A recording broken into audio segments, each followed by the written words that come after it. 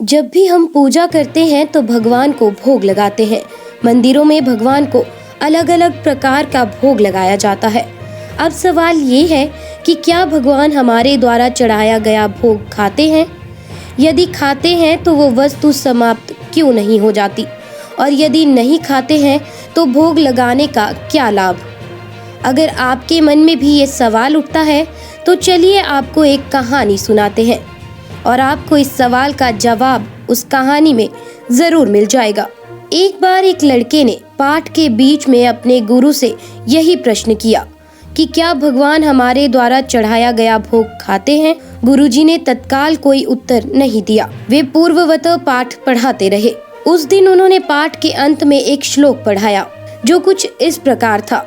ओम पूर्णमदः पूर्णमिदं पूर्णात् पूर्णमुदच्यते पूर्णस्य पूर्णमादाय पूर्णमेवावशिष्यते।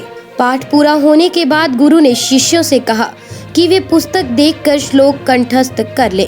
1 घंटे बाद गुरु ने प्रश्न करने वाले शिष्य से पूछा कि उसे श्लोक कंठस्थ हुआ कि नहीं। उस शिष्य ने पूरा श्लोक शुद्ध शुद्ध गुरु को सुना दिया। फिर भी गुरु ने सिर नहीं में हिलाया। तो शिष्य ने कहा कि वे चाहें तो पुस्तक देख लें, श्लोक बिल्कुल शुद्ध है। गुरु ने पुस्तक देखते हुए कहा, श्लोक तो पुस्तक में ही है, तो तुम्हारे दिमाग में कैसे चला गया?